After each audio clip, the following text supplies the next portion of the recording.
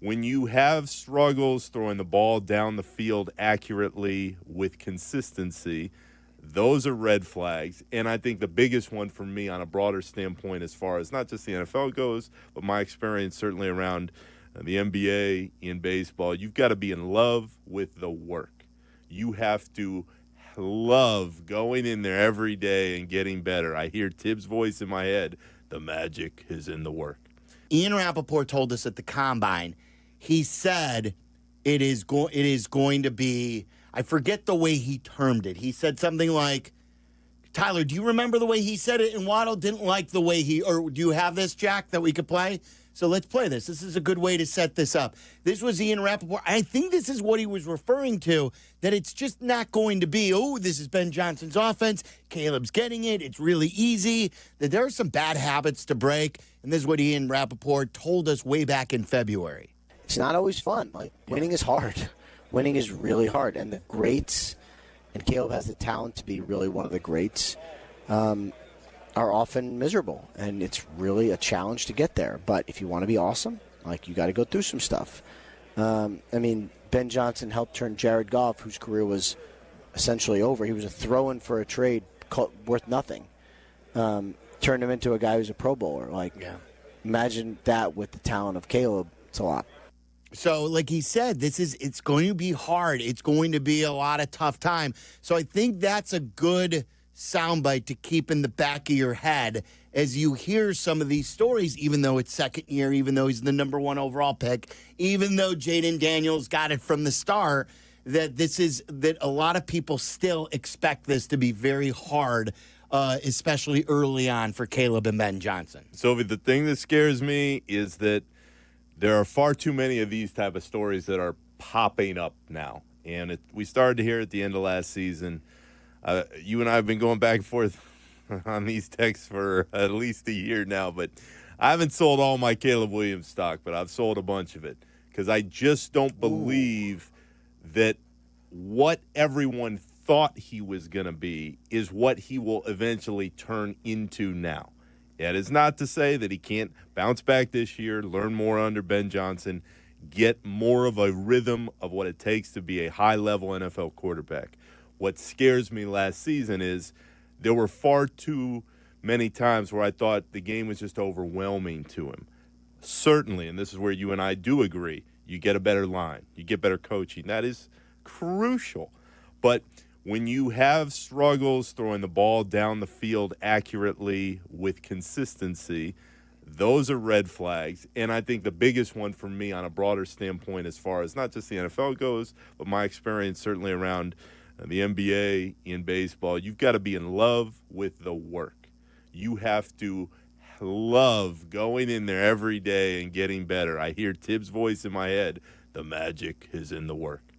What scares me when you talk to some of the Bears people that are out there is that it just doesn't feel like Caleb at this stage right now of his career is loving the work that goes into being a great quarterback every single day. See, I don't know enough, and I still there was all this stuff with Ryan Poles last year about when we talked. Speaking of the Combine, he told us he didn't understand the pacing. I go, is he a hard worker? He goes, he is. First in, last to leave. But he didn't understand the pace of the NFL season for college, and that was always like, well, why didn't you guys teach him? He needs to be. Why not? He needs to be broken in. I don't think now traditionally this is the way you and I work. Traditionally, I'm not cap level, but I'm always optimistic, and I like what I see with his skill set. And then you traditionally are a skeptic, and I wouldn't sell stock because why sell stock at its low point? Why are you selling stock when it's low? Yeah, but you know why? In this case, because I think we can get lower. I think there's a lower point to get to because what would scare me is if the season starts and he hasn't taken at least a small step forward, then I think it's going to take another step or two back to rebuild him back up, even if you know you have the right coach. I know you love Ben Johnson. The training that he went through in Detroit as the OC and getting that team where he got, everything looks good. But there is a huge step, no matter what sport you're in, going from an assistant to the main guy. And I think we're going to see a little bit of a transition process there. That's why, as far as the stock part goes, if I'm sitting there looking at what I've seen last year and what I'm starting to hear now, based on a couple days of training camp, but going into mini camp, I just don't like the early signs that everything's going to be hitting the ground running early on. I'm not saying that they should do. But did you expect them to hit the ground running? I thought last year we would see more flashes from Caleb Williams than we saw. And that was with a bad coach. Especially early in the game. On. Yeah, especially early in the game. You're like that's got to change. I am not going to look at 2 practices at the beginning of training camp and worry yet. I didn't see this one, so I can't speak at this. Or if he was looking great in the first 2 practices, I wouldn't say this is on. I believe, I'm not going to go cap on you again and say 4,300 yards, 35 touchdowns. But what you just said there about, I will be shocked, blown away if there's not improvement by the end of the year. And like you said, small improvement. I forgot the way you termed it. I'm not expecting him even to be a Pro Bowler yet. But I do expect for us by the end of the year to say to ourselves, okay, we got something here. And what scares me, and we'll pull the curtain back a little farther for everybody because these are the things that Sylvie and I talk about all the time. My background, obviously, is in basketball. You and I watched Derrick Rose in his rookie year. And we saw as that year went on, but especially in the playoffs, that first year against Boston, you went, whoa, this is a superstar in the making. Against the Celtics, he set the record for rookie points in a debut playoff game. You're sitting there watching Derrick Rose throughout various points in the regular season, but especially in the big games, and you went, oh, there is something there. You get a better coach in place. You get a framework of a better team in place. He started to take a real leap going into the second year and beyond.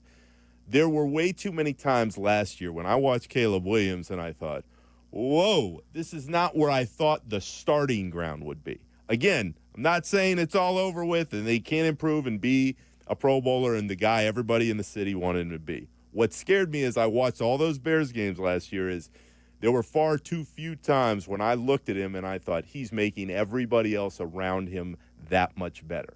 It happened. It just didn't happen nearly as much as I thought it would for the number 1 pick. Yeah, so, I am not selling any stock. Nick said he sold a lot of his stock. Well, how do you feel? Let's talk about it right now about Caleb Williams. I can't make a judgment. I can't get an emotional over two practices at training camp. I still think he's going to be, at the very least, very, very good. Tyler, what about you? Are you worried? Are you selling stock, as Nick put it? I can't get there yet. No, I'm not selling stock yet. I think if you're selling stock now, you're selling stock at what could end up being its lowest point, too. But I'm not overly concerned. Now, if we get to, week 10 and it's a lot of the same stuff that we saw last year, things aren't being corrected, that's when my antenna, I think, is going to go up. Especially when you look at the way the schedule is built out. One of my biggest concerns for the Bears this year is you've got a completely new coaching staff, a lot of key important new players, and the gelling portion of this season is going to come against some of the easier opponents on your schedule. So if you're going to be losing games that when you play the win-loss game in May, and if you're going to be losing games that you think they should win, I don't think there's going to be a lot of ground for you to make up on the back end of the schedule when you get the Packers twice, you get the Eagles, you get the Lions, you get some of the Vikings. A lot of those really difficult games are at the back end of the season, the Niners as well. I'm looking at PCA as an example, and I say to Nick all the time, he doesn't totally agree with me. I say PCA reminds me of Derrick Rose. This sort of rocket ship that he's on. Now, PCA's starting point in his first 2 years weren't what Derrick Rose did in his first 2 years. And Derrick Rose was huge because he was from Chicago and how big the NBA was. But PCA, in his first year, showed you that he's got, this natural ability. Second year, he showed you it's up and down, but he's not there. And then, boom, by his third year, now he's an MVP candidate. Right. Here we go. And just the way, the flair that he's got, the way he plays reminds me of Derrick Rose, a smaller guy who's doing stuff like that. Small of a guy with that build should not be hitting 27 home runs. Derrick Rose should not be finishing the way he finishes at the hoop for a 6-foot guard, point guard. It's just not the way it goes. So they remind me a lot. So PCA struggled his first couple of years, but showed you enough. I think Caleb is going to do a lot like him. I think I'm hoping he can follow suit.